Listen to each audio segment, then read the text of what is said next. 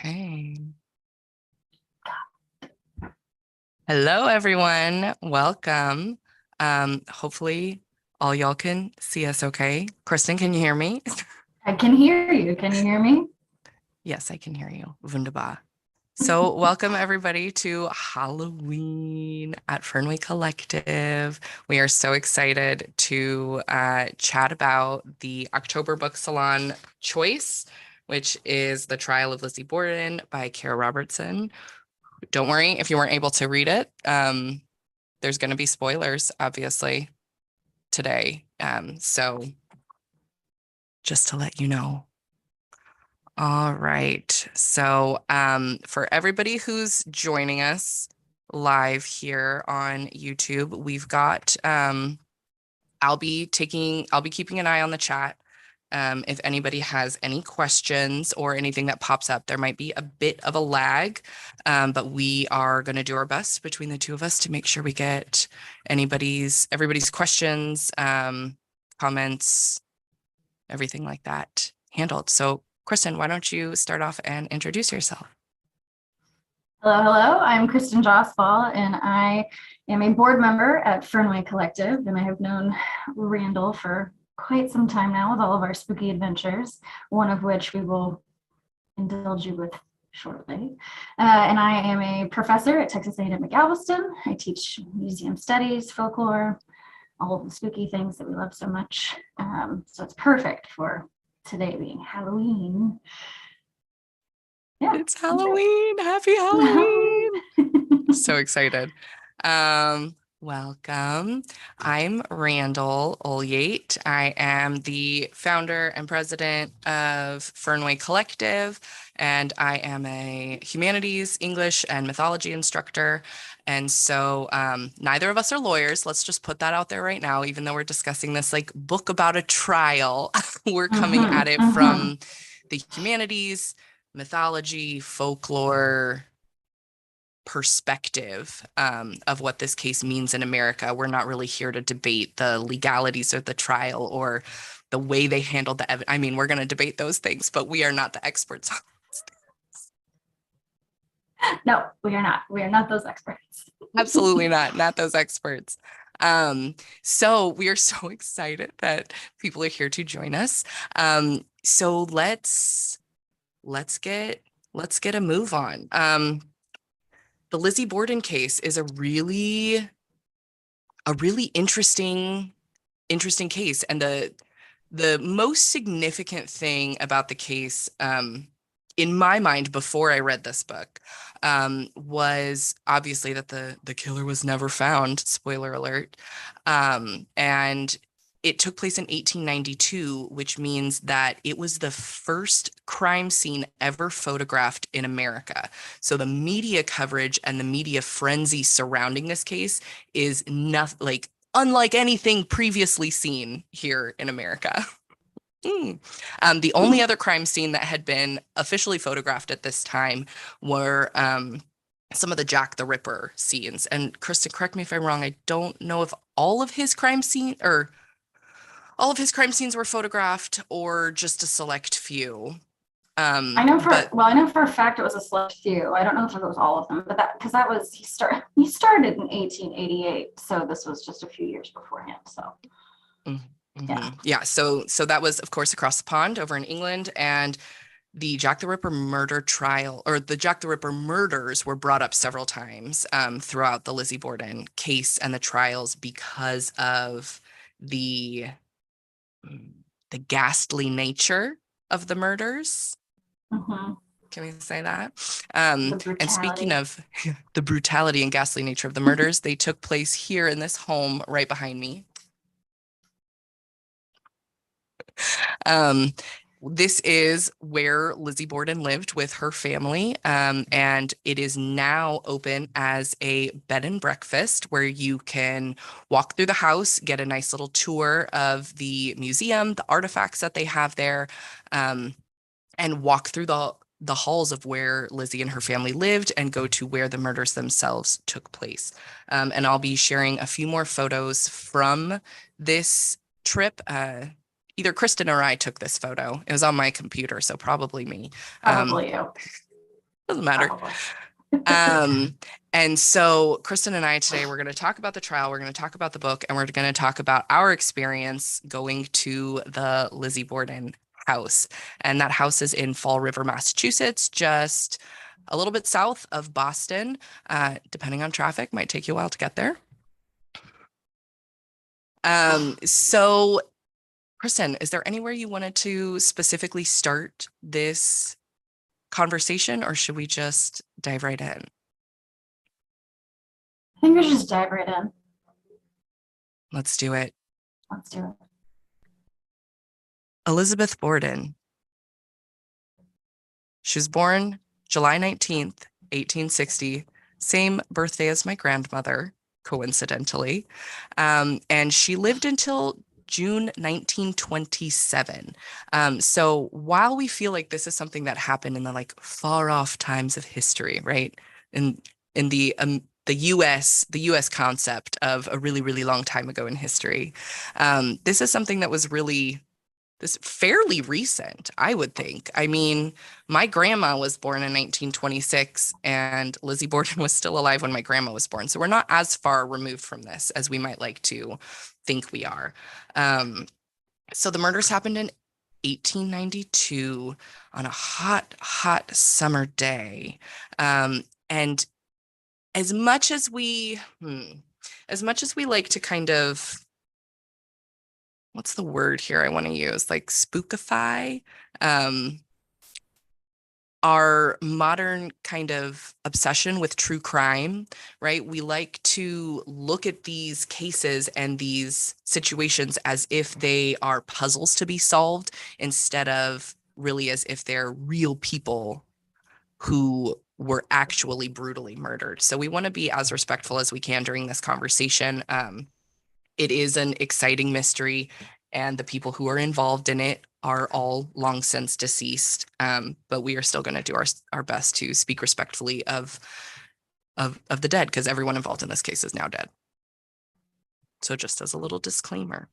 So 1892, Fall River, Massachusetts. This photo here is from October 2013.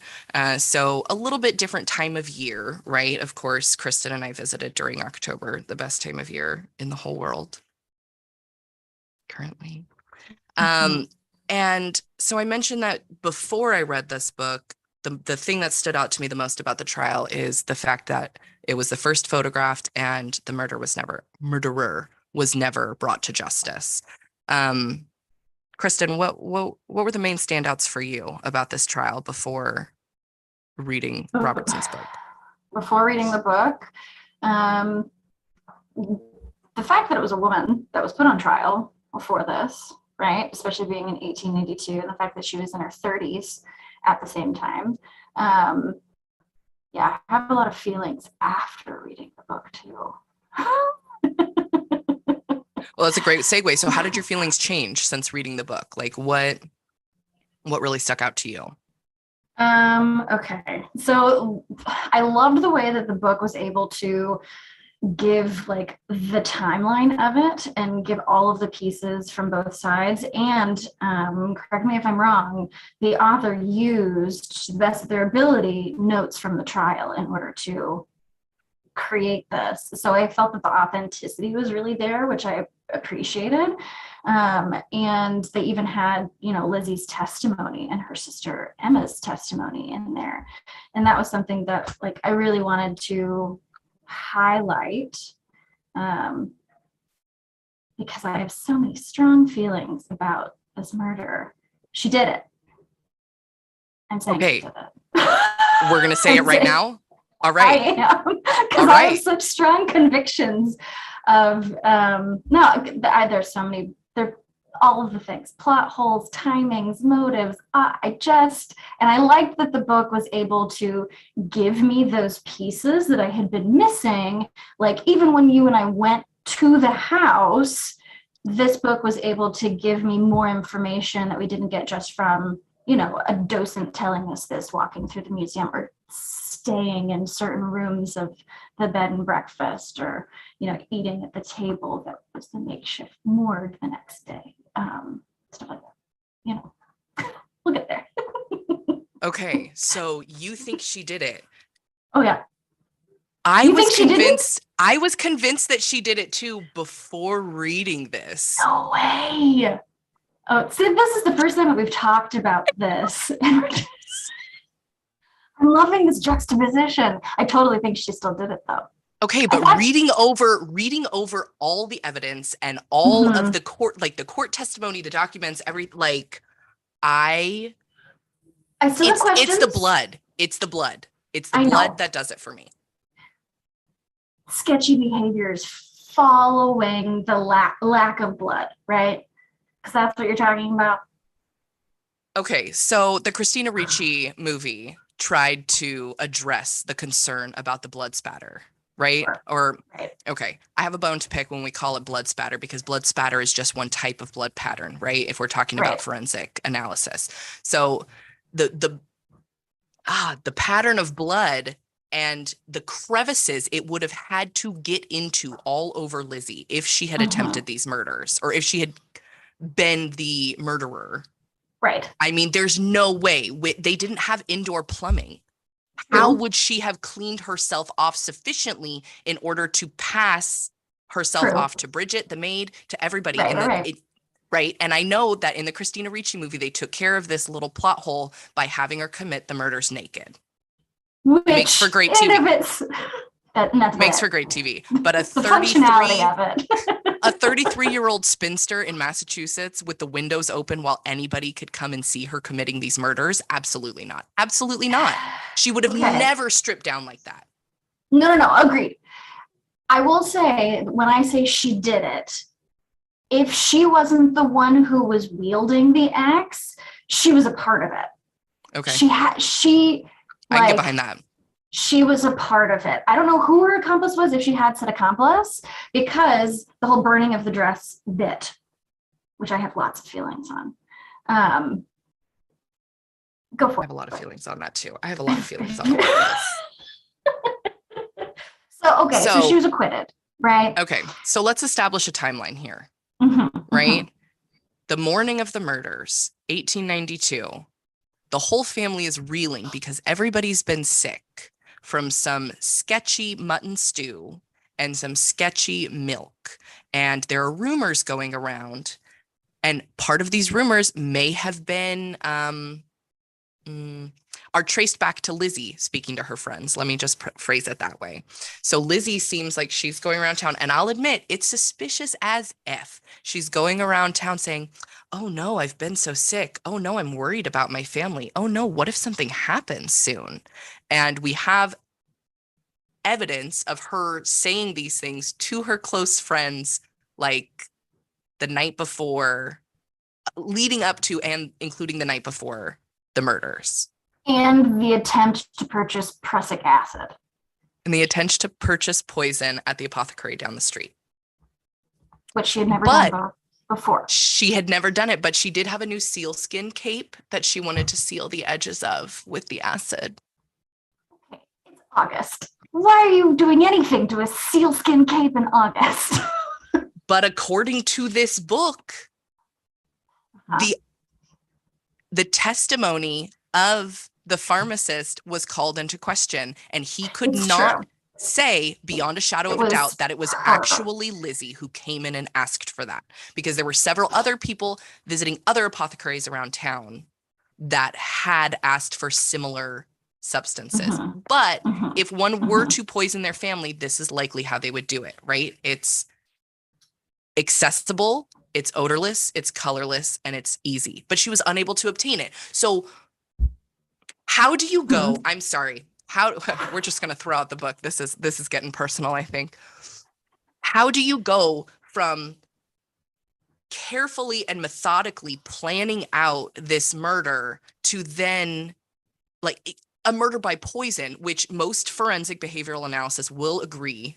This is a really blanket statement. I don't know what most forensic behavioral analysis would be, but in my experience, crimes of passion and like premeditated Right. impersonal crimes like poisoning are a different profile.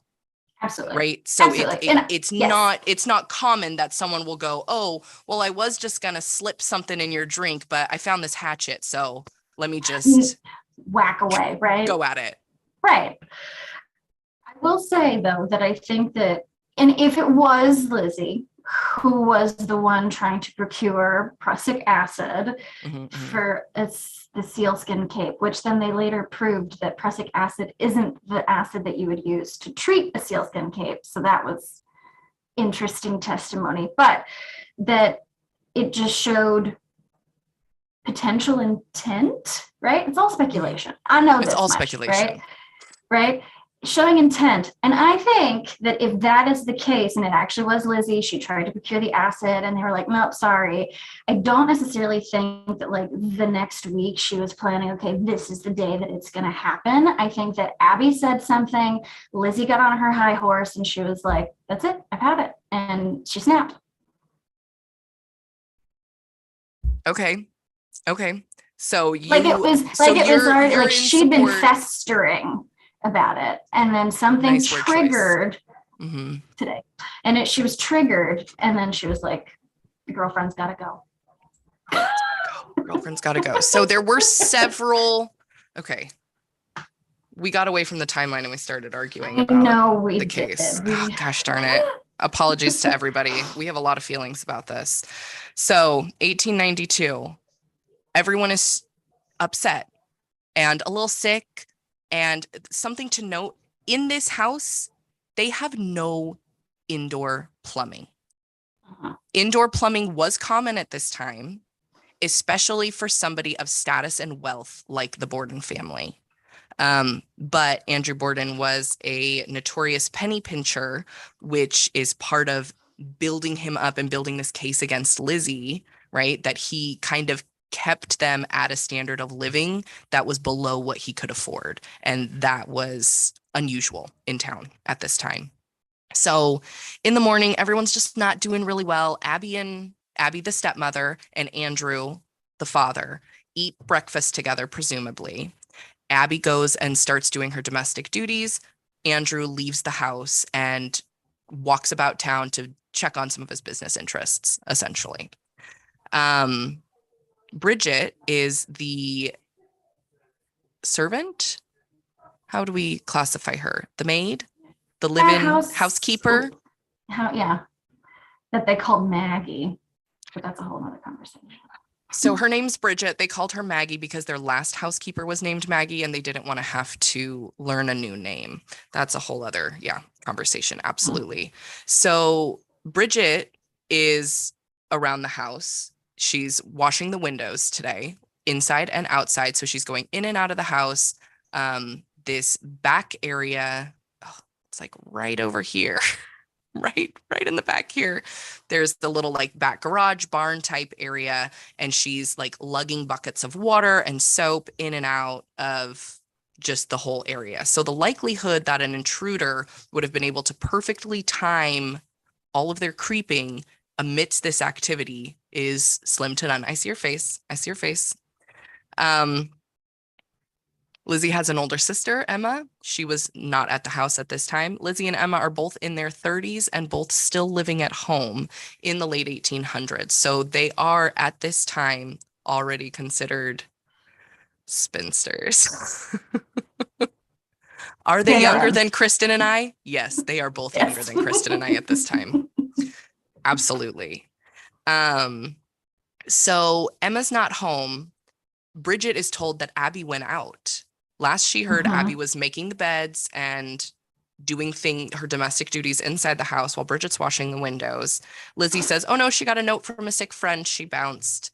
And that was the end of that. Lizzie presumably is doing what most spinster women of the time would be expected to do with their time, right? Just kind of being leisurely.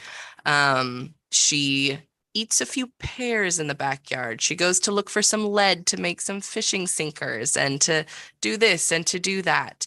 And I will say it's really interesting. here we talk in the US that we have the right to a trial with a jury of our peers. But I think it's really worth mentioning that none of the judge or jury would ever have been Lizzie's peers. Because as a woman, even a wealthy woman of class and status at this time, all of the jurors were men. Many of them were farmers, and they came from all over Massachusetts. So there was any story she gave accounting for her time would have been unusual for these men, because men don't, they unless they had spinster daughters of their own, they wouldn't have been in the domestic realm with women who were considered spinsters at this time and had no children or no big domestic duties to occupy their time. So the whole thing is just kind of a shit show. So Abby's upstairs making the bed, and oh, no, we don't know that yet. Sorry. Abby went out to see a friend, according to the story. Dad came home. Bridget told Dad, hey, Abby went out to see a friend. He's like, great, it's 10:30 a.m. I've put in a hard day's work already. I'm gonna lay down for a nap. Yep. So in the front room on the sitting couch, chaise, Sure. lounge, he rests his head for a nap. He folds up his jacket nicely and neatly as he is wont to do, and puts it as a pillow, lays down for a nap. Shortly after that, his body is found. Now, the famous rhyme says, Lizzie Borden took an axe, gave her mother 40 whacks. When she saw what she had done, she gave her father 41. So it wasn't 40 and 41. It was significantly less, but still a lot, like 14 and 17 around there. Still a lot, still a crime of passion, still more than was needed to get the job done, in my opinion, in my non-professional opinion. So Andrew's body is found. Pandemonium ensues. They go and fetch the town doctor. Everybody's kind of in a tizzy. Nobody knows what's going on. And people are like, where is his wife? And Lizzie's like, oh, I think I heard her come back from her friend's house. Somebody should check upstairs. So the interesting thing about the room that Abby was killed in and the layout of the Borden home is that when you are ascending the stairs from the front door here, you walk straight back up this way into the interior of the house, and from about, what would you say, maybe like the sixth step down from the top, approximately, you can make eye contact with a body or a human laying in the position where Abby's body was found. So it is highly unlikely, if the door was open, that people were ascending and descending these stairs and were unable to see her. But there is a little squishiness here, right? We don't know exactly what position the body was in when she fell to her death, right? Because of the bungling of the case. This was in the 1800s. I was going to say forensic evidence, but forensic evidence is as it's always been. But the methods for testing evidence have changed greatly, hopefully. Hopefully. I mean, they didn't even use fingerprint technology at this time. This was years before fingerprinting. This was years before the Miranda rights were implemented. And this was years before the Constitution of the United States of America was applicable to the state of Massachusetts. So during the trial, Lizzie Borden was, she couldn't plead the Fifth because the Fifth Amendment didn't apply to her as a Massachusetts resident because she was under the Massachusetts state constitution, which is something I didn't know. Yeah, me neither. I didn't realize that the states could just decide. That's probably not the right way to say this. I'm sure legal scholars are screaming right now. We But told them from the get-go. Not legal experts. regardless of why it was, the gal, Miss Robertson, who wrote this book, is a legal expert and a lawyer. And she did state that specifically that Lizzie Borden could not invoke the Fifth Amendment when answering questions because it did not apply to her under the Massachusetts state constitution. So Lizzie answered a lot of questions right off the bat that perhaps she wouldn't have during this time, or if this crime had happened today. She was not necessarily informed of her rights.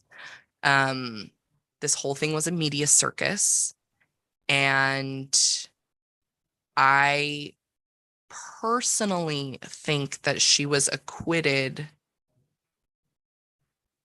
because there wasn't enough evidence against her. I think everything against her is circumstantial, and the only thing that she has going, or the only thing that the prosecution has going for them, is that she was there. Right. And they can't come up with a better story. Right. I will agree with you on that. I'm ready for your opinion. Problem that she was acquitted? Absolutely not. Like, it makes sense based on the evidence that they didn't present, the evidence that they did present being a kerfuffle, if you will, right? If you will. And and the fact that how do I say this? The vernacular and the mentality surrounding an all-male jury, legal system, whatever you want to call it, and then having a woman on trial, they didn't understand a lot of what we now know today to be something that we would just roll our eyes at, of, the feminine insanity because it was her monthly menses, right? Things of that nature. So do I think that she should have been acquitted? Sure. Do I still think that she did it? Yes. Okay. Yes.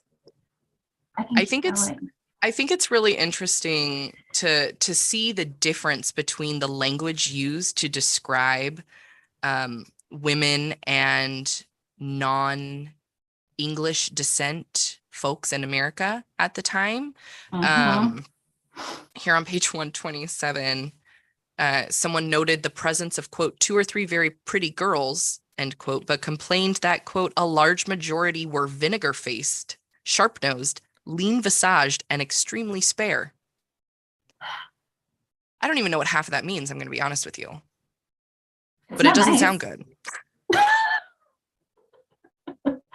And this is what was like published about women at the time. And in fact, for Lizzie's whole defense basically hinged on the fact, like, well, she's a woman, she's confused.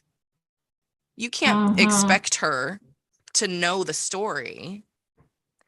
I mean, but I'm going to be honest. She's a woman. I'd be confused here too. But here, the lawyer said Lizzie was inherently vulnerable to confusion and stated that she was grief-stricken at the violent death of her father, unsettled by unjust suspicion, and incapacitated by morphine. I did not realize she was on morphine during half of this. Right. That was something that I felt was really interesting about this case, because obviously, like, that was their method of treatment for hysteria, or what was the other PTSD method of treatment for female then? hysteria, Kristen? Which one, Randall? Wow, how dare you? I'll take it. Fine. The other cure for female hysteria that isn't mentioned in the book, but I have to wonder because it is of the time period, was how do we put this delicately? Non-consensual manual stimulation of the clitoris. by a doctor in a Mhm. clinical setting, because it was believed that the female, well, what we would call today the female orgasm. I don't Mhm. think they associated it that way in the Victorian era.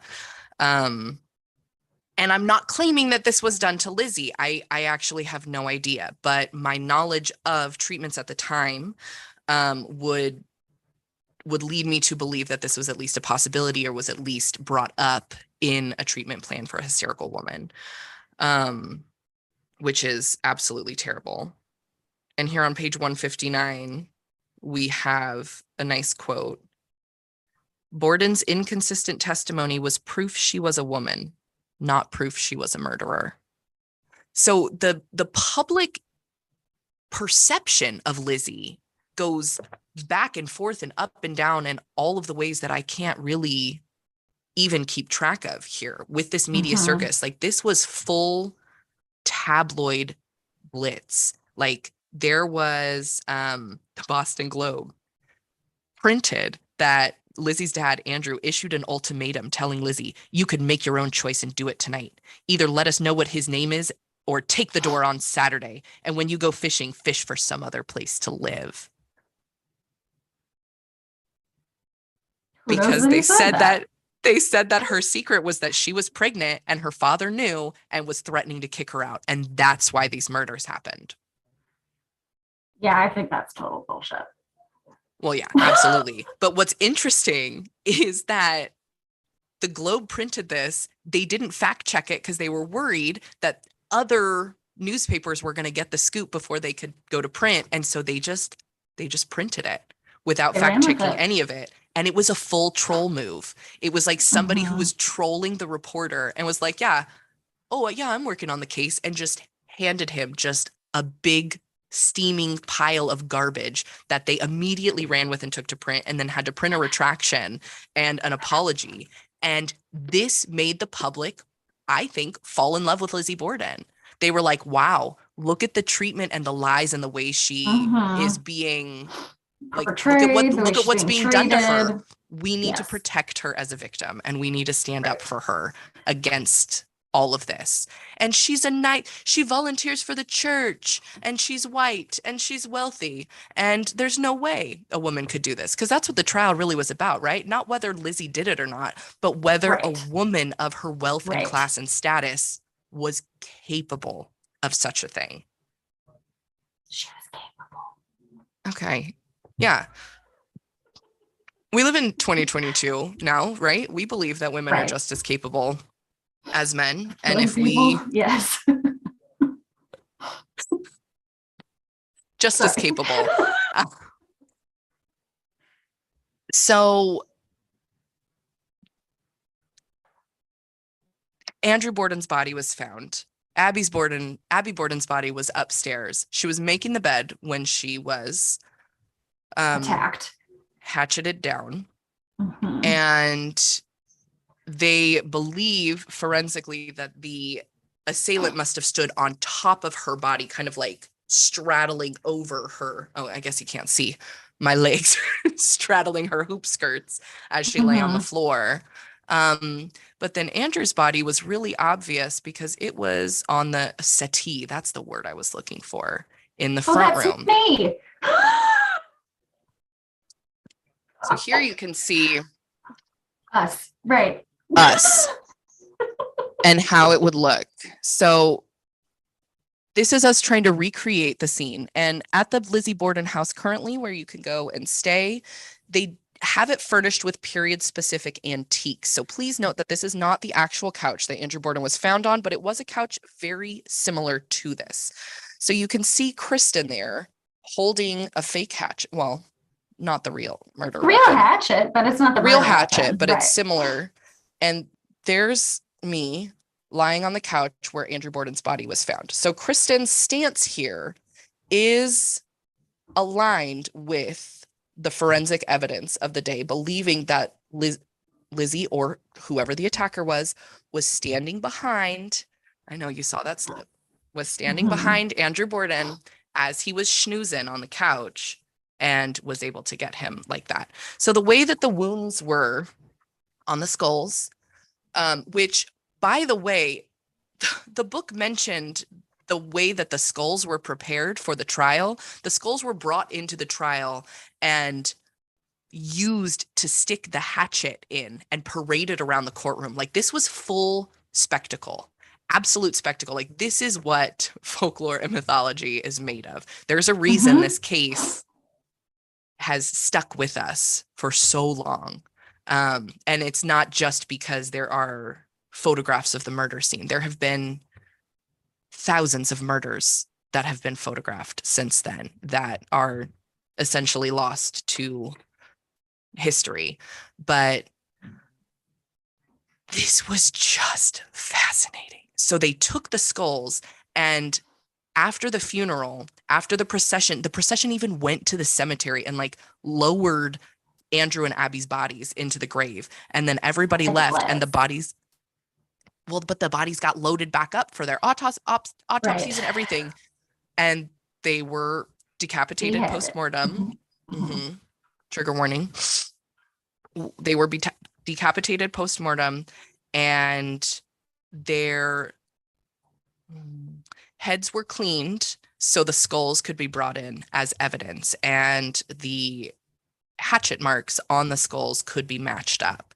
That's another thing. Colloquially, we say that it was an axe, but it was a hatchet. Hatchet. And a hatchet is, just a smaller blade, right?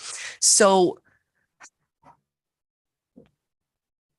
the book was really specific in pointing out that most of our experience, ours as in modern day Americans, most of our experience with bones comes from cleaned, prepped, dried bones that have already been processed in a way for our consumption is not the right word. Um, but if you see bones at a museum, or if you get like fossils or something at a little museum gift shop or something like that, right? Typically these bones are dry and bleached and sanitized. Real bones are not that. All of the bones that you have inside your body right now, say with me, Kristen, are wet. All of your bones are wet. Yummy. And a little spongy squishy. So what the way that these skulls were prepared, the book made mention, I believe, of lobster pots at his Mhm. home. There are no details as to how the processing of head to skull. There's a gap of knowledge on how that was done. But I believe it was the son of the medical examiner who said lobster pots at home. So do with that what you will. Do with that what you will. In the Lizzie Borden house today, they do have reproductions of the skulls on display in a cabinet where you could see the hatchet marks in them, which is interesting, to say the Mhm. least. Mhm. So during the trial, the actual skulls were brought in, and they were still wet, maybe isn't the best word to describe them, but they weren't fully cleaned. Like they weren't fleshy, but they were still fresh, right? Great. Yeah. Spoken Yeah. like a true archaeologist. Mhm. Which brings up a great question. When does it go from grave robbing to archaeology, right? And the answer is Permits. archaeology is basically grave robbing. But the more specific answer is 50 Documentation. years. 50 years. Yes. Unclear. So I'm going to remove this photo back here. Because it looks like I'm still hatcheting you. You are. Constantly. So the prosecution parading these skulls about the courtroom, at the very least, they got Lizzie out of the courtroom during this. So she wasn't present for this. Because think about it. If she didn't It's do still her this, parents. yeah, like subjecting her to this that's a lot. I'm really feeling for her more than I have ever felt for her before. Yes. I still think she did it. Well, She's here we still have a classic. human. Yeah, but right? the prosecution was using like the Cinderella approach. That's what I have Mm, dubbed this. She's not my okay, mother. She's my stepmother. Oh, she for must have sure, killed sure. her. That's okay. True. That's why I think that the prosecution's all flawed, which is why I'm like, cool, she got acquitted, right? Like, kudos for that. But it's the timeline. It's the timing. It's her whereabouts, her alibi, her reasons for things. None of it lines up with someone who's not involved Okay, for, fair for points. me. I mean, like what? There was an hour and a half between the two murders, right? With Abby dying beforehand and then Andrew dying later. And then Abby was seen coming down the stairs by Bridget, supposedly after the time that Abby was supposed to have been dead. So she was upstairs when the murder happened, but didn't hear a 200-pound woman getting whacked and then falling on an old, well, not then old, but like a wooden creaky floor. Yeah, it was probably still creaky then, right? You bring up a great You, point. Were those houses creaky before they got old, or are they old and creaky? oh, it's wood. So and Yeah. it's August. So I'm sure there's swelling, right? So Hmm, like hmm, hmm. no, it should, if you're upstairs and a murder happens, fine, you were asleep, but you would still hear like a thud and go investigate. Would you? Because when we stayed at the Lizzie Borden house, two But people left in the middle of the night and we didn't hear right. them. But you and I knew that people had been murdered there previously. So you and I were sure as hell not going to go investigate anything happening later, especially when you had somebody playing with your hair in the middle of the night and got pushed down the stairs. Here's the thing. Here's the Mm-hmm. thing. The most damning piece of evidence against Lizzie Borden is that she was seen burning a bucket of clothing. Mm-hmm. Presumably, this clothing was bloody rags. Now, Right. this is the biggest gap in the defense for me because instead of addressing it and saying, like, huh, you were wearing a blue dress the morning of the murders, and then someone saw you burning a blue dress in a bucket that was covered A in week blood. later, after they did an inventory, a police inventory of your dresses that you thought Yeah. you needed to burn And something. nobody who did the inventory could remember even a single blue dress in the inventory when between Emma and Lizzie, they had 10 blue dresses. So there is a lot of mishandling of evidence going on here. Mm-hmm. Because what? Then do we need to believe that Abby and Emma hid every single blue dress in there just in case? Doubtful. No, And there are right, differing right. accounts of how many times Lizzie changed her clothes that day as well. Some people say she wore a blue dress in the morning and then like a pink number in the afternoon. Some said she wore two different blue dresses in the morning. One said it was made out of something, which was a, I don't know, corduroy, shoot. I don't Yes, remember yes, because yes. it stuck out to me because I'm like, I don't know what that fabric is. And then the next line was like, any any woman who's really a lady would know how to identify that fabric. I'm like, Right, shots fired. right. Well, and So like, okay, so, but the other thing for me, right, is they also hit on this that, well, and you and I know this because we've been in the house. There's no hallways upstairs. All of the rooms are connected by touching adjacent rooms. And right, Abby and Creole style. Andrew's bedroom, right, was in the back, but all of it was locked off on both sides of the doors, right? So from Abby and Andrew's bedroom, locked on their side, locked on Lizzie's side, locked on Emma's side. And like the front guest room where Abby was found, even if Lizzie is in her room, like why do you have all those locks on the door if there's not tension happening? So like things have been festering and being bottled Look, up. I would lock Mm, my door even if there wasn't tension happening. Don't give me that. Some people need their privacy, and for them to have like adjoining rooms like true. that, like they had two separate staircases as well. It's important Right. to note. So Yes, you one could, in the back and then one in the front yes. staircase. Yes. So if you go up the front staircase, you can access some of the rooms. And even though they were walk through like attached doors, you could access the other rooms from the back staircase. So it's not like these rooms were like locked off necessarily. Right. I don't know. I just, again, I'm coming at it obviously from a modern Western perspective, right? I'm Absolutely. not someone from the 1890s of needing my privacy being a spinster that's in my 30s, right?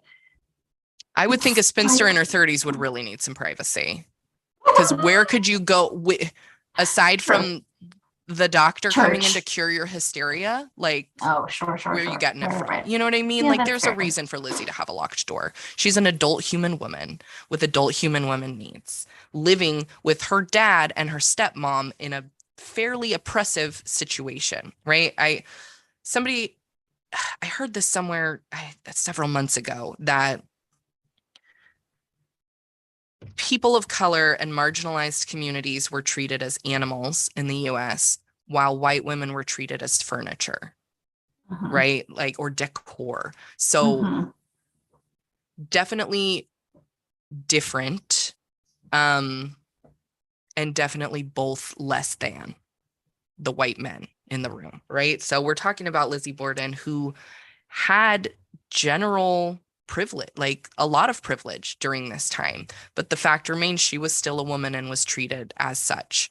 So Which is this why is I a think shock. she got away with it. Okay. Okay. Okay.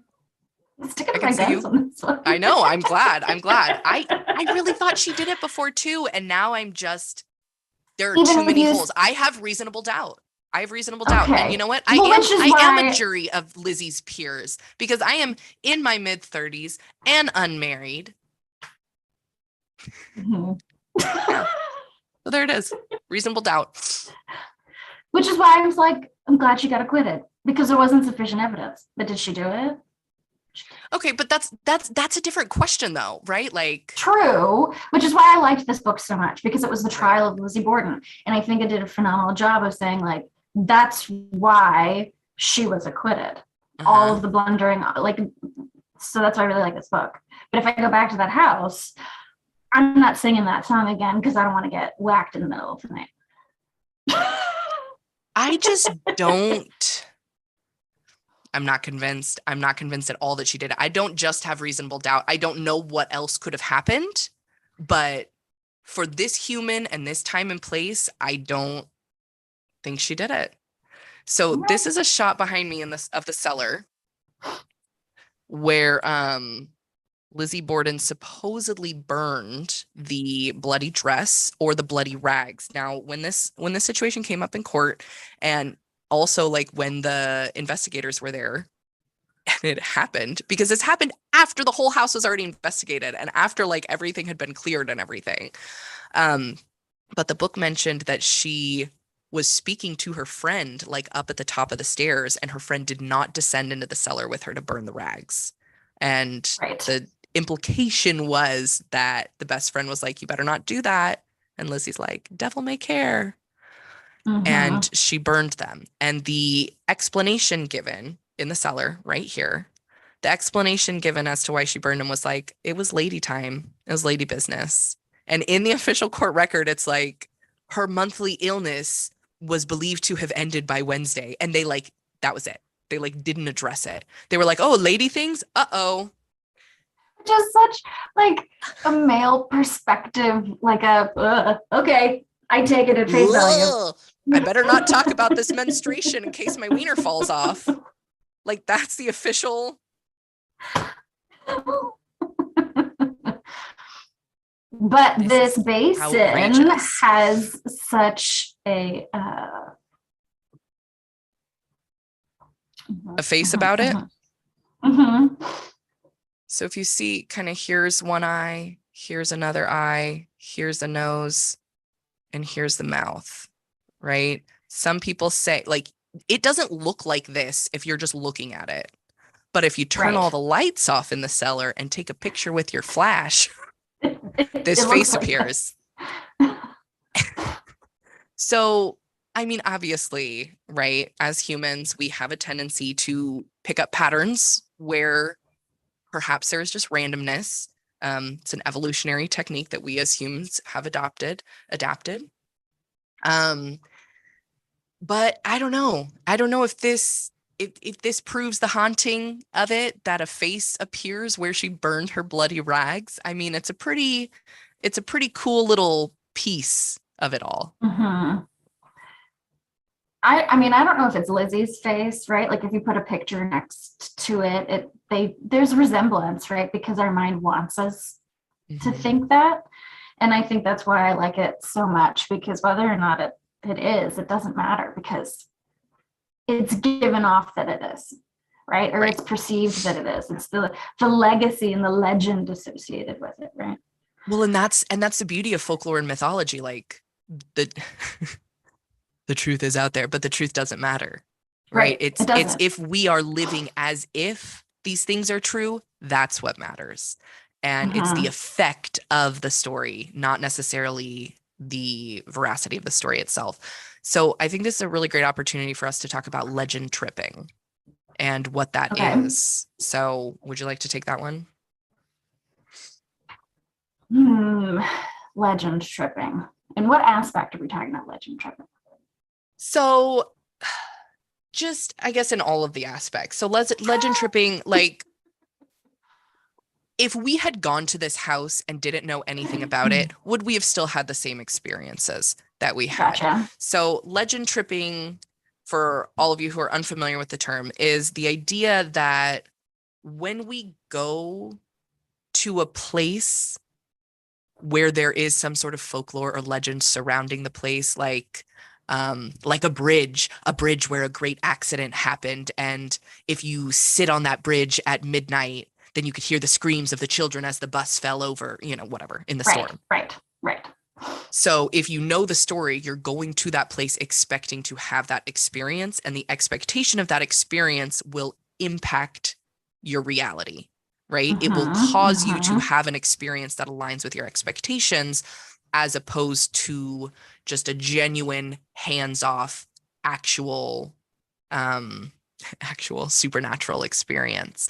And so there's, I don't know if I want to say like the general attitude in the like supernatural community, not the show, Mm-hmm. just supernatural things, Mm-hmm. Mm-hmm. um, is experiences are authentic if you don't know the associated folklore or mythology, right? So there's credibility to a story if people's stories match up and they're not told in advance, like what the Right. witching hour is or where the ghosts are, or what to expect. So at the Lizzie Right. Borden house, if you go to visit, they are very aware of the phenomena of legend tripping and make sure to give you, in my opinion, just enough information to make things spooky scary, but they don't Mm-hmm. fully give you everything until the next morning at breakfast. Right. Right, because it Right. is, in fact, a bed and breakfast. So But we didn't have poisoned mutton. that we're aware of. So Kristen and I went to visit the Lizzie Borden house in Fall River, Massachusetts in October 2013. I first heard about the Lizzie Borden trial and the now bed and breakfast from this book here. It's called, it's not green, but apparently it's the same color as my green screen. It's called The Cases. There we go. The Cases That Haunt Us.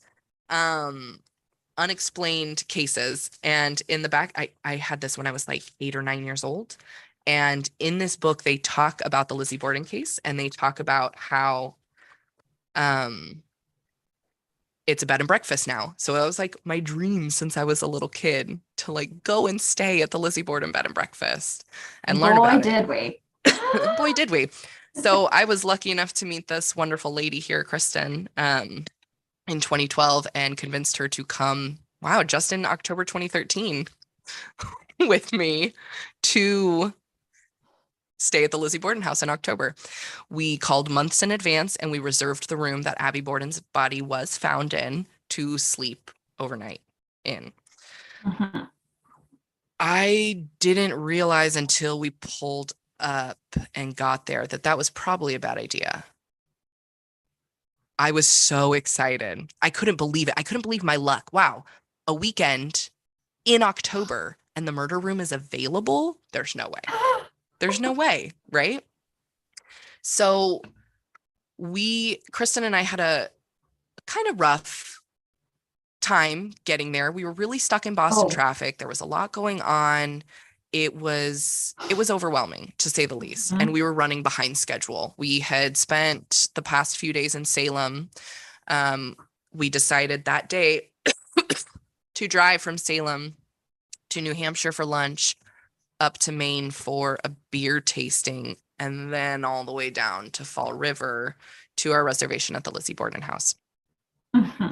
So we were a bit frazzled, and we, being from LA, I tend to just assume traffic is better everywhere else and that I don't have to think about it. But Boston traffic is not a joke. So we finally made it through Boston. We pull up to the house in Fall River. We run inside. The whole group is sitting in the sitting room just waiting for us. We had let them know we were running a few minutes behind. They were gracious enough to wait. A really cool thing is at the Lizzie Borden house, they give tours. You don't have to stay there. So you can go and visit and take a tour, like a 30-minute tour of the facility. But if you stay there, you get like an extended hour and a half tour, and they take you into like some kind of restricted areas of the house, like the cellar that we showed you that photo of. And they also have like a quarters binder upstairs. Bridget's quarters upstairs, and they have a binder with like pictures and stories and stuff from like previous guests. And they were super great and accommodating and generous. And we were like, oh my gosh, we're so sorry. We won't even bring our luggage in. Like, let's just get the tour going. You're all waiting for us. And they're like, no, we'll walk you up to your room first. And we're like, no, it's fine. We'll see the room on the tour, right? Like, we're in the room. And they're like, no, let us just show you. So we walk up to the room. They show it to us. We're like, great, thank you. And we walk back down the stairs.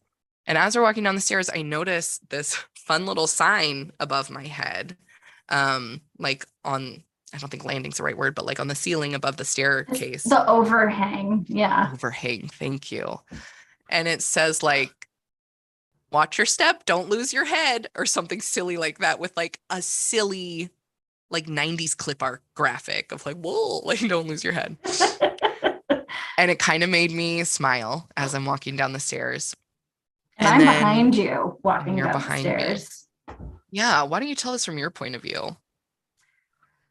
Well, so normally when you're walking behind someone down the stairs, you're not like right up against them. There's some space, right? So I feel like you were 3 or 4 steps ahead of me. And I believe the tour guide was ahead of you.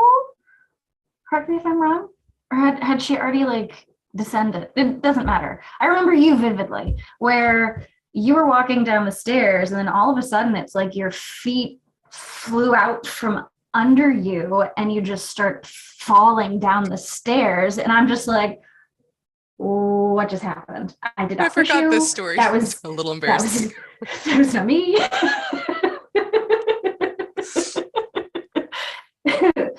And I'm like, oh shit moment, like, are you okay? Like, and I remember that you had like hit your back.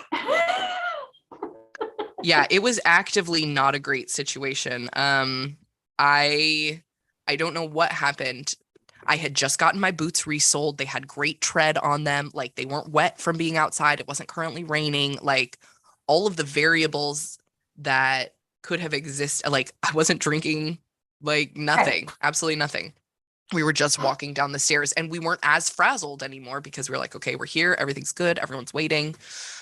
And I was just walking at a leisurely pace. And like Kristen said, my feet just went out from under me. And I don't want to legend trip and give this story more like oomph than it really has.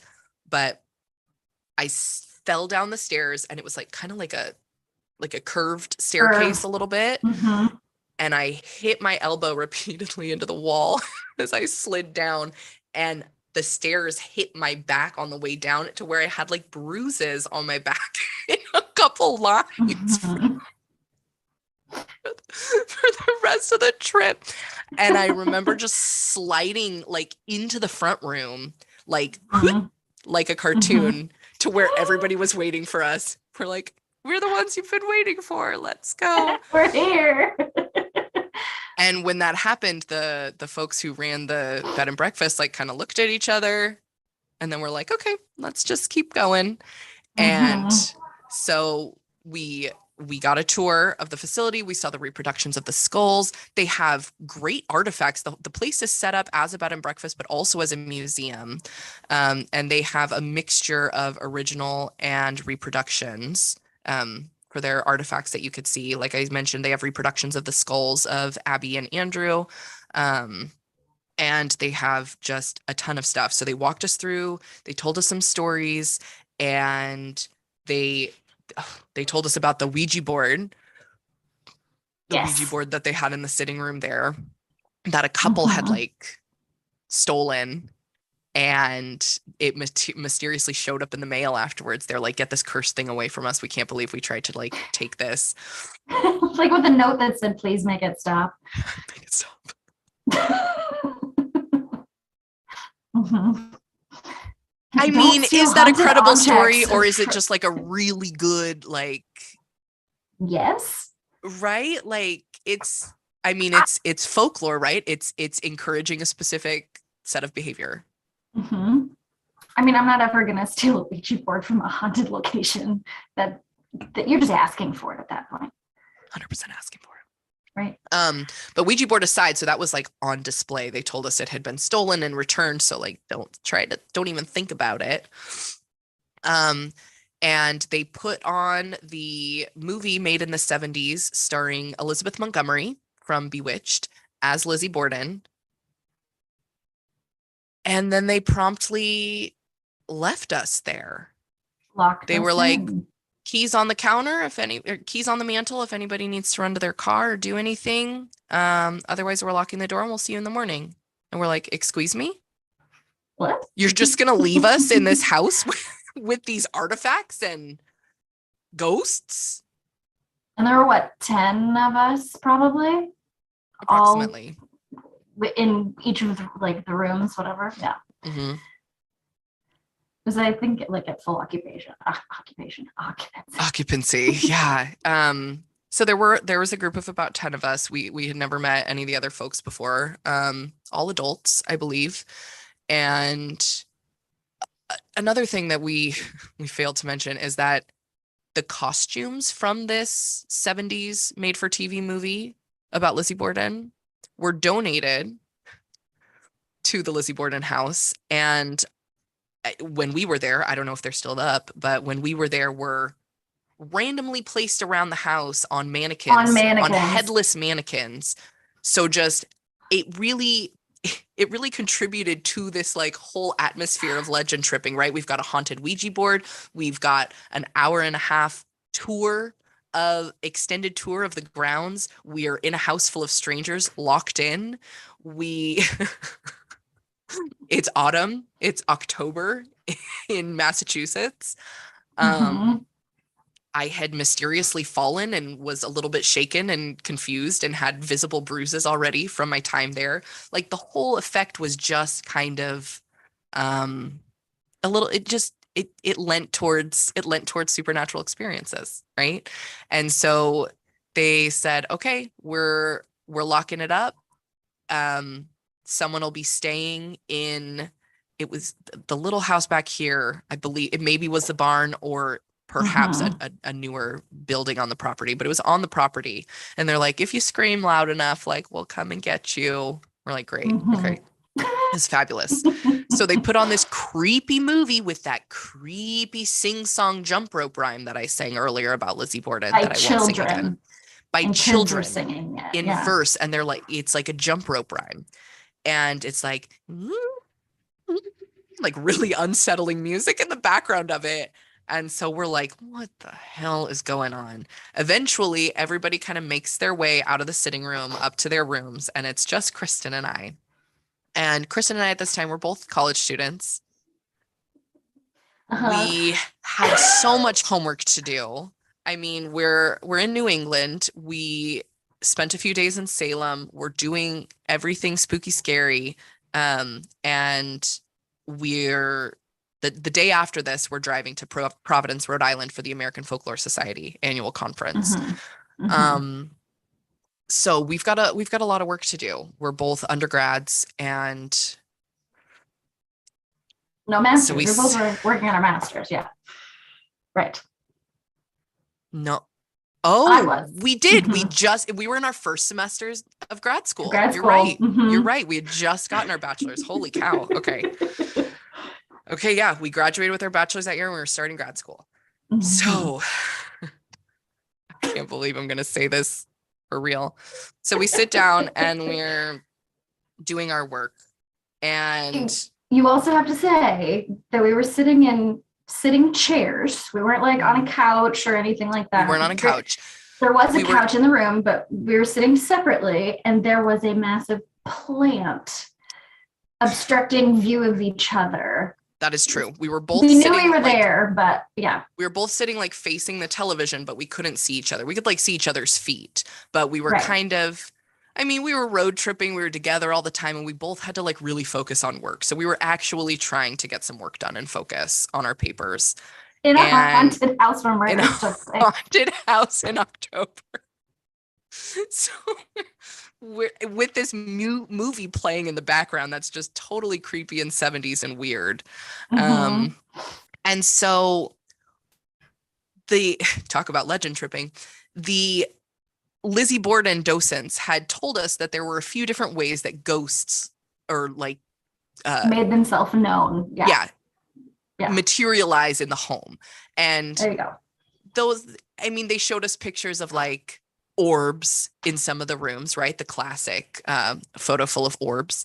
And then also as like, you know, the cold hairs or the cold air making the back of the hair on the back of your neck stand up. Oh my goodness. And the way that like sometimes it could be like a mist or like a ghostly kind of ectoplasm, you know, ectoplasm, not really, but just this like feeling. So we're sitting on the chairs, I'm lost in thought. I'm really focusing. And all of a sudden, Kristen jumps up, like screaming at the top of her lungs. We're in a haunted house. We're the only ones downstairs. Obviously, the only natural reaction for that is for me to also jump up, books, papers, pens flying everywhere, iPad probably clattered to the ground.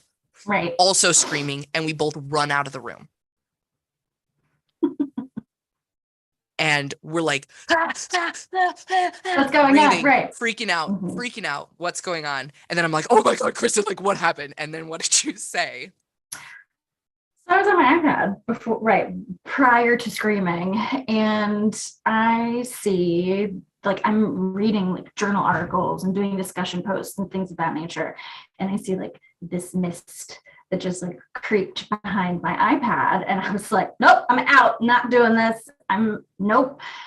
And things ensued, and so then I'm like, Randall, did you see it? Did you see it? Did you see it? Like the thing and the mist and all the stuff, and what did you respond with? See what? And then she finally gets it out that it's this like misty cloud like came from the plant and like settled down on top of her, like it was like enveloping her in the mist, and she's freaking out, and I just start laughing hysterically, and I can't stop because what was I doing on the other side of the plant but hitting my vape? And then instead of it like going out into the living room, it like filtered through the plant right I wanted to kill and you have to remember, this was in 2013. This was like the Wild West of vape days. Like there was there were no restrictions. It wasn't very popular. Like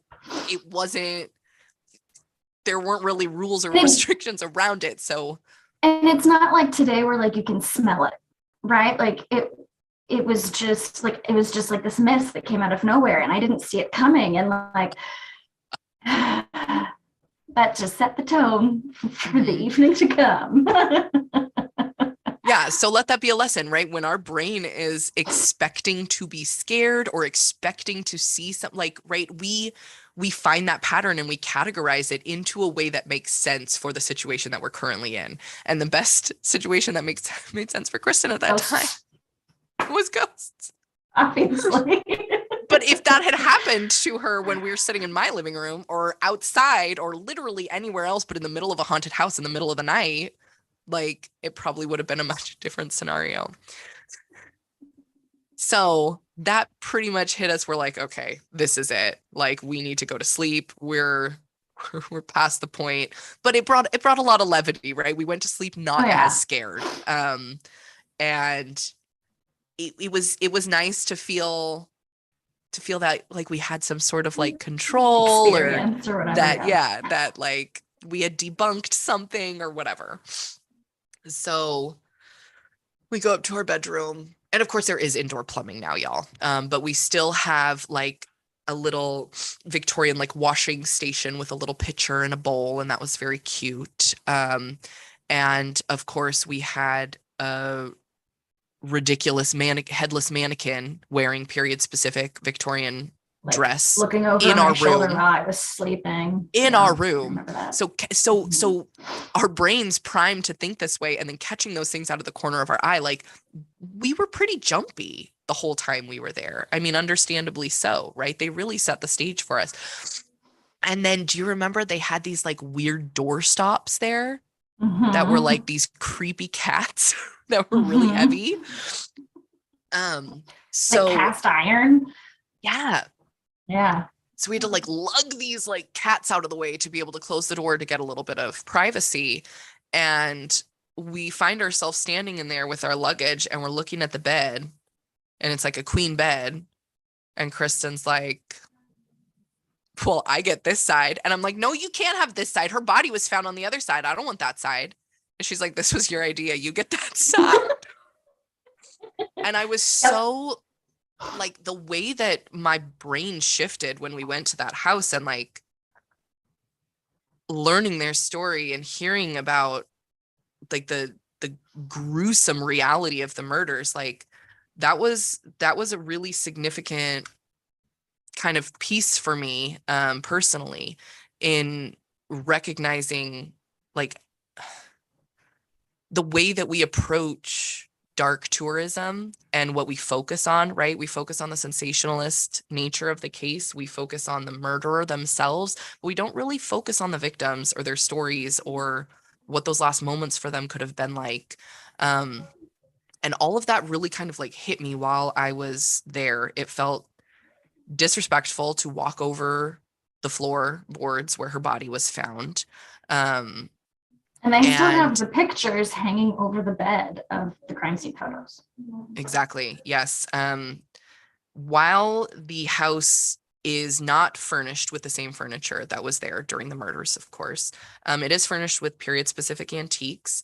And so while it wasn't the actual bed that she was making when she died, It the looked room almost was set identical. up almost Yeah. identically to the way it was in the crime scene photos. So next to the bed, there are photos. There's a photo on the wall, and there's a photo on like the nightstand there of Abby Borden's body right there. And it looks exactly the same. And it felt like sacrilegious for me to walk over the spot where her body was. And I never did the whole time I was there. I would climb in the bed from Kristen's side. And it really skeeved me out. And it made me feel really bad that I was like participating in this as like a dark tourist.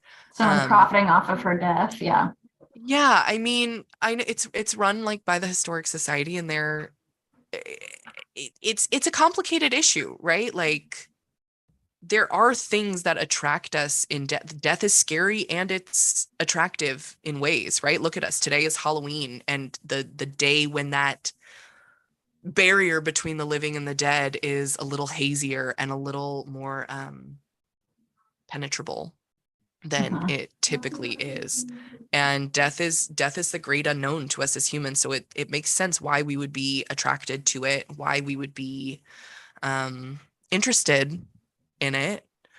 And it just hit me in a different way, to where I do my tourism differently, and my relationship with true crime and my relationship with these stories is definitely different than it used to be when I was younger.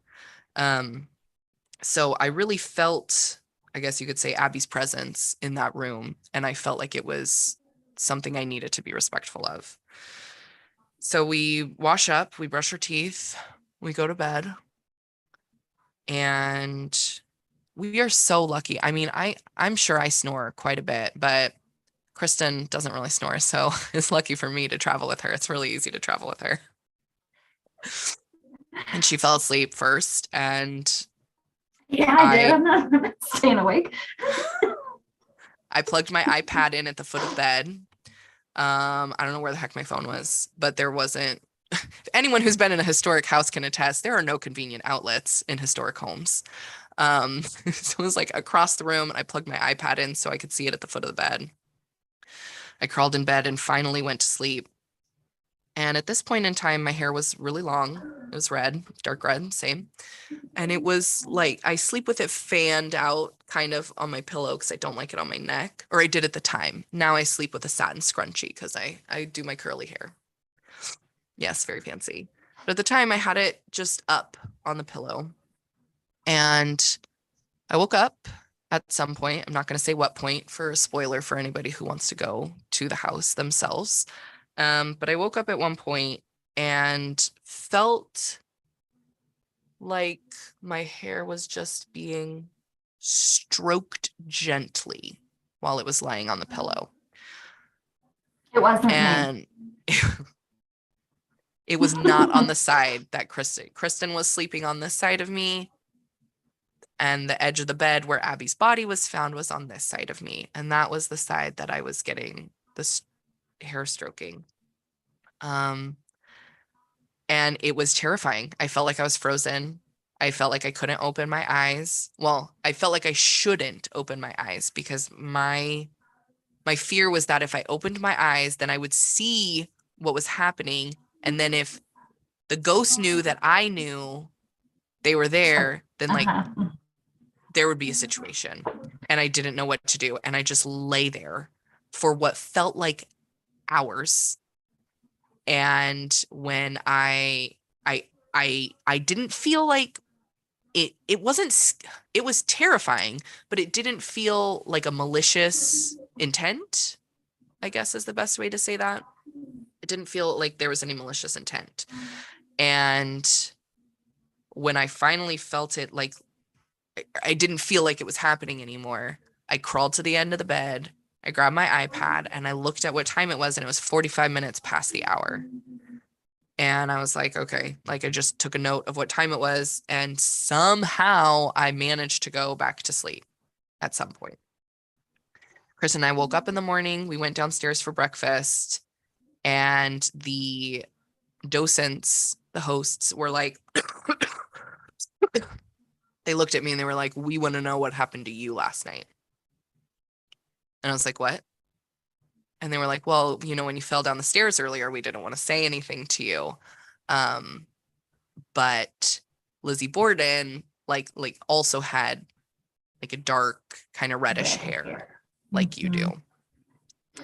And we noticed that you like immediately became a target when you entered the house. Okay, so I guess this supports your theory that she's guilty. Um, and I was like, interesting you say that about my hair, because let me tell you about what our experience was last night. And then they asked me what time it happened at. I told them about the experience. They asked me what time it happened at, and I told them 45 minutes past the hour. And they were like, interesting. That's the hour, that's the witching hour here in this house. Like in other places, it's a different time, but here specifically, like most of our paranormal activity takes place during this hour.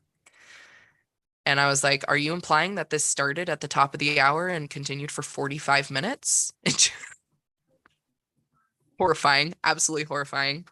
Um, so their best guess was that Abby saw me enter the house and walked down the stairs and pushed me because she was mad at Lizzie, thought I was Lizzie, and upset that I killed her. And then You killed afterwards, her.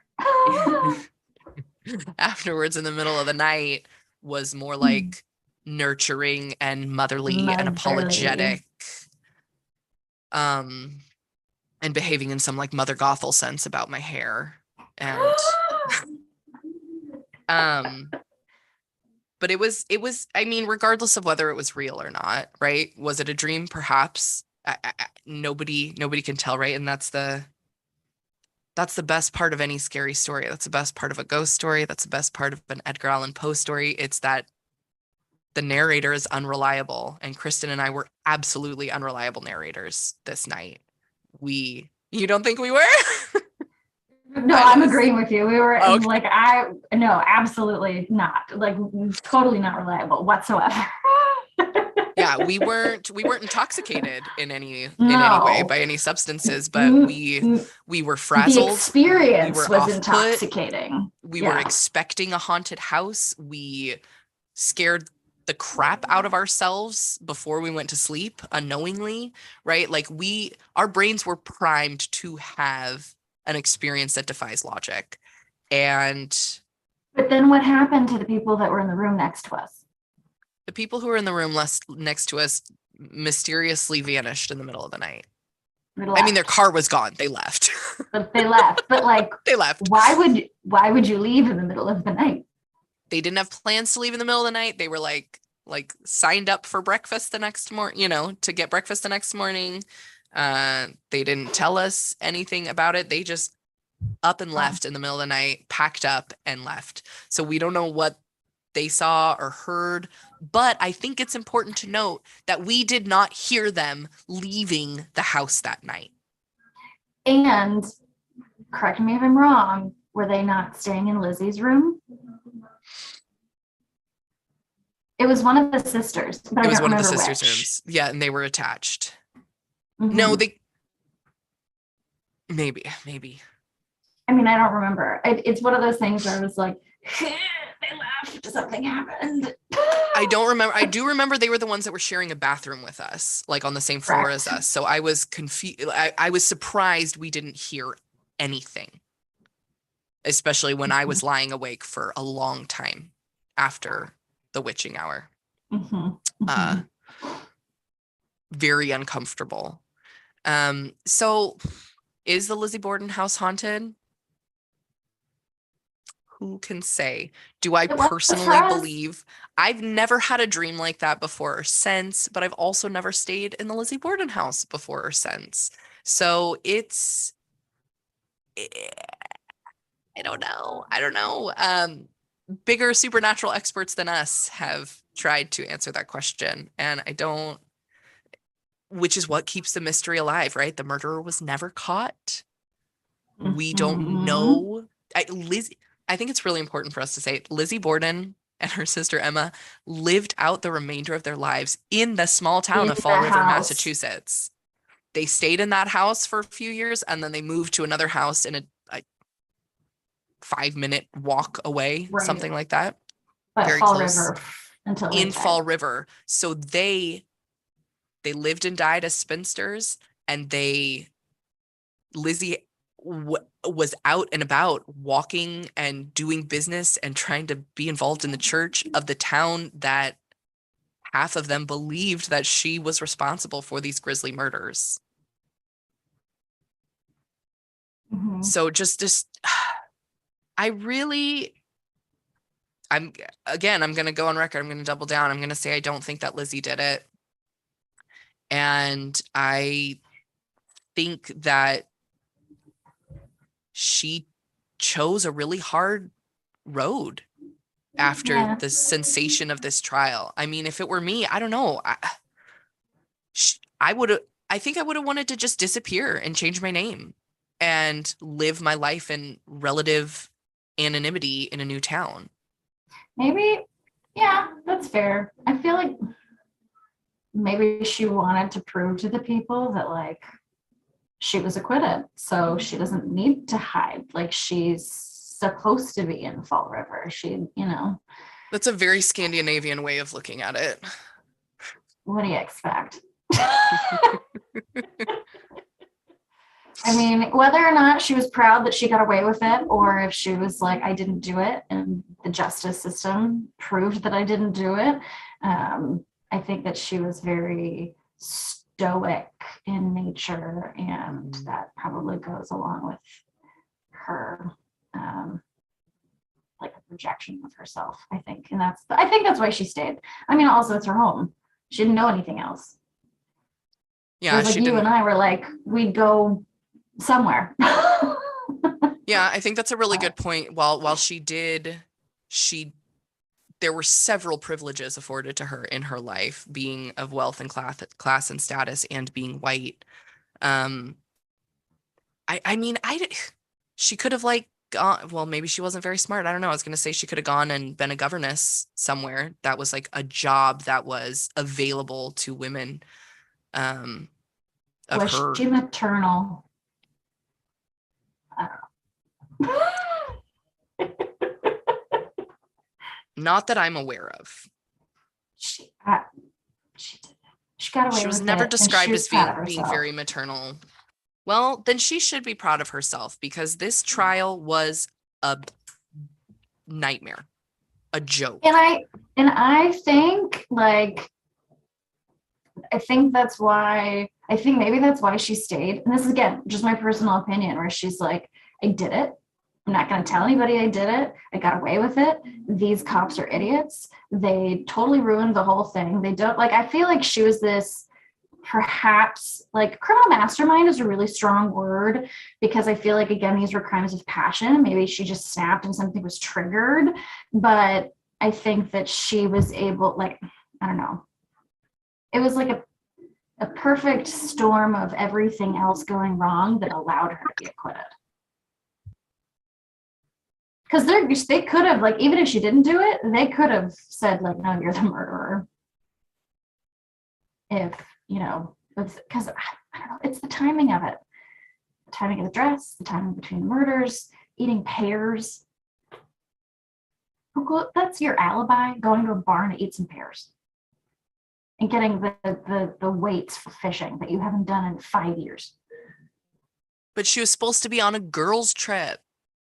Who really? What 1890s woman is going on a girls' trip to go fishing? Her friends were already there. Okay.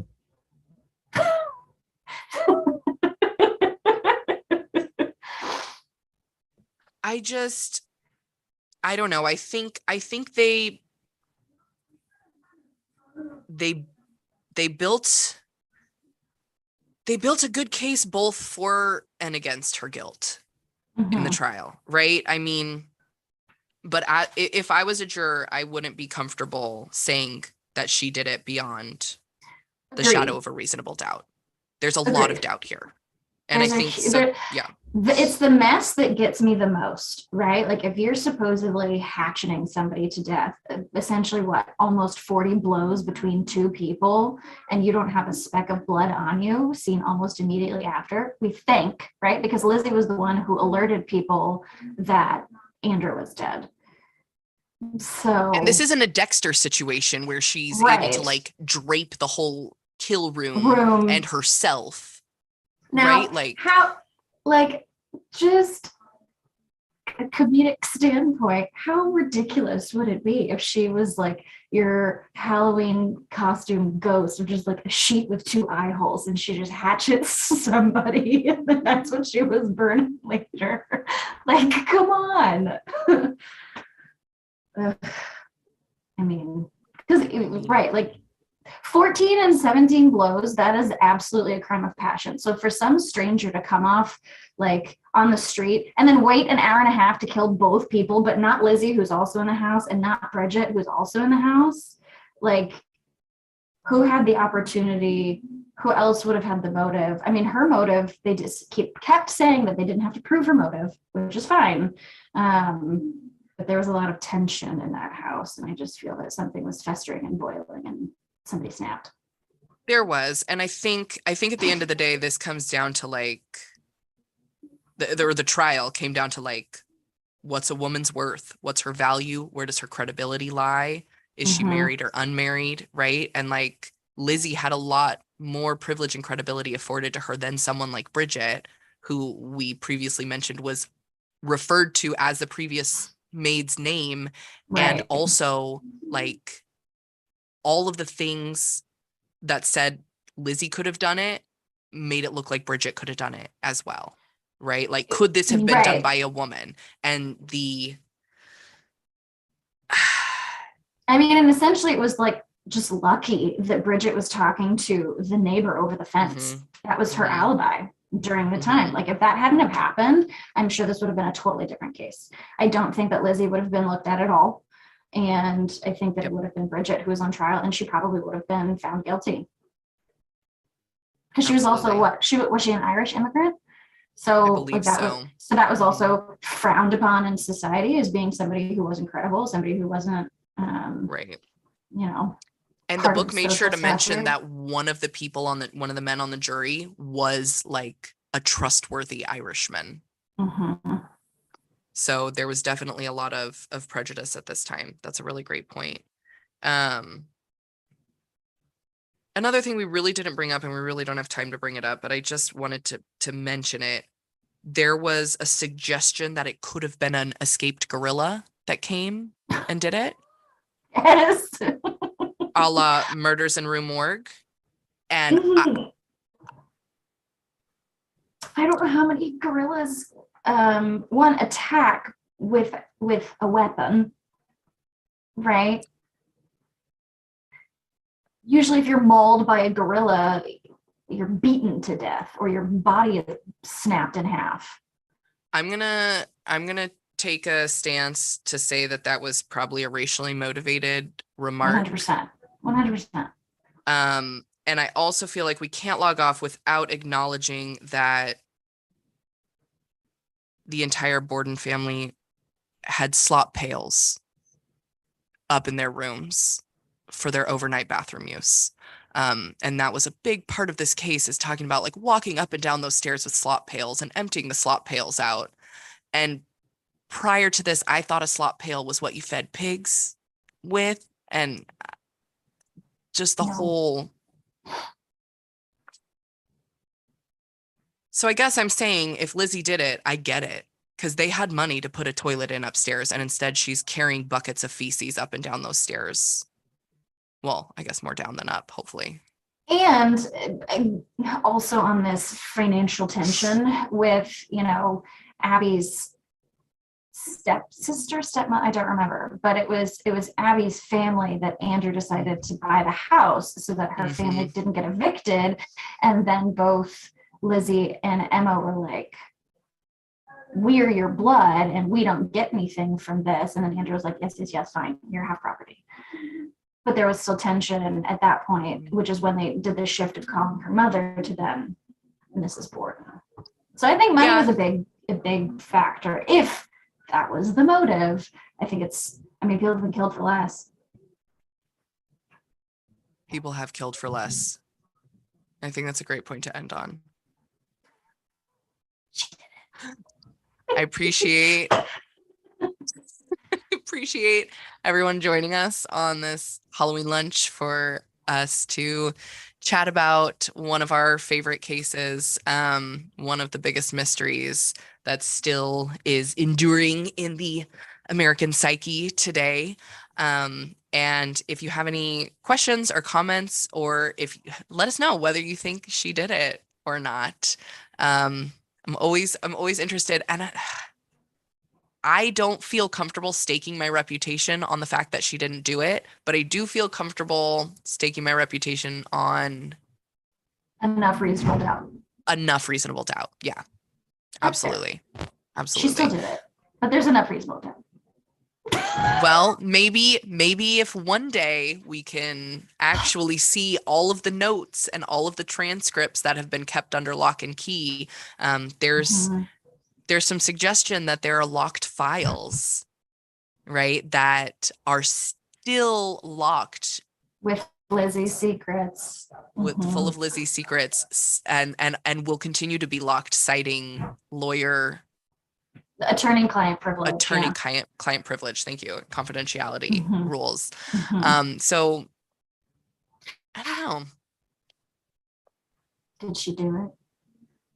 People need to know. All right. Thank you, everybody, for joining us. We're Randall and Kristen, and we're with Fernway Collective. You can visit us at fernwaycollective.org, and we will see you for